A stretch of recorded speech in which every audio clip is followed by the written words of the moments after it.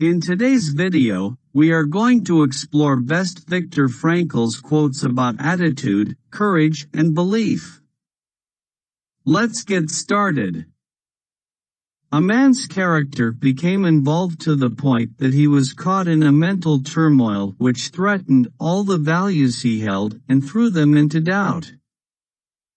An abnormal reaction to an abnormal situation is normal behavior. Anyone can give up. It's the easiest thing in the world to do.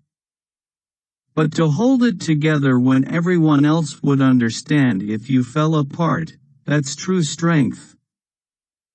As for the concept of collective guilt, I personally think that it is totally unjustified to hold one person responsible for the behavior of another person or a collective of persons. As long as a man is still motivated either by the fear of punishment or by the hope of reward, or, for that matter, by the wish to appease the superego, conscience has not had its say as yet. Being tolerant does not mean that I share another one's belief. But it does mean that I acknowledge another one's right to believe and obey his own conscience.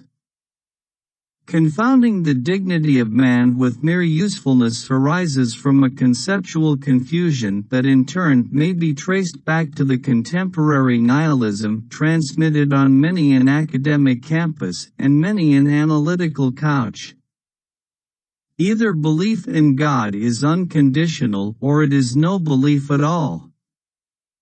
Even more powerful than fate is the courage that bears it steadfastly.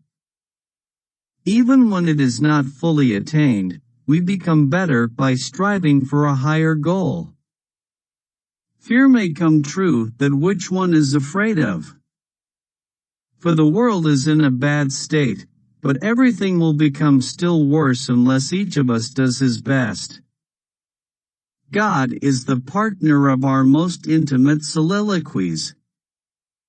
That is to say, whenever you are talking to yourself in utmost sincerity and ultimate solitude, he to whom you are addressing yourself may justifiably be called God. Having been is also a kind of being, and perhaps the surest kind. He also believes strongly in reconciliation rather than revenge. He once remarked, "I do not forget any good deed done to me, and I do not carry a grudge for a bad one." I recommend that the Statue of Liberty be supplemented by a Statue of Responsibility on the West Coast. I think it was Lessing who once said, "There are things which must cause you to lose your reason or you have none to lose." If one cannot change a situation that causes his suffering, he can still choose his attitude. If someone now asked of us the truth of Dostoevsky's statement that flatly defines man as a being who can get used to anything, we would reply, yes, a man can get used to anything, but do not ask us how. It is true that we can see the therapist as a technician only if we have first viewed the patient as some sort of machine.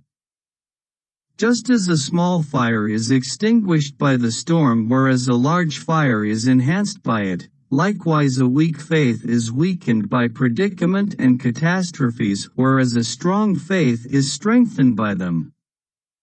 Live as if you were living for the second time and had acted as wrongly the first time as you are about to act now.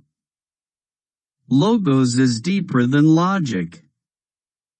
Logotherapy bases its technique called paradoxical intention on the twofold fact that fear brings about that which one is afraid of, and that hyperintention makes impossible what one wishes. No one has the right to do wrong, even if wrong has been done to them. Now we can understand Schopenhauer when he said that mankind was apparently doomed to vacillate eternally between the two extremes of distress and boredom. One can choose one's attitude in any given set of circumstances. Our attitude towards what has happened to us in life is the important thing to recognize. Once hopeless, my life is now hopeful, but it did not. So live as if you were living already for the second time and as if you had acted the first time as wrongly as you are about to act now. Strangely enough, a blow which does not even find its mark can, under certain circumstance, hurt more than one that finds its mark. Such widespread phenomena as depression, aggression and addiction are not understandable unless we recognize the existential vacuum underlying them. Sunday neurosis, that kind of depression which afflicts people who become aware of the lack of content in their lives when the rush of the busy week is over and the void within themselves becomes manifest. The angels are lost in perpetual contemplation of an infinite glory. The attempt to develop a sense of humor and to see things in a humorous light is some kind of a trick learned while mastering the art of living. The existential vacuum manifests itself mainly in a state of boredom. The fear is mother of the event. The immediate influence of behavior is always more effective than that of words.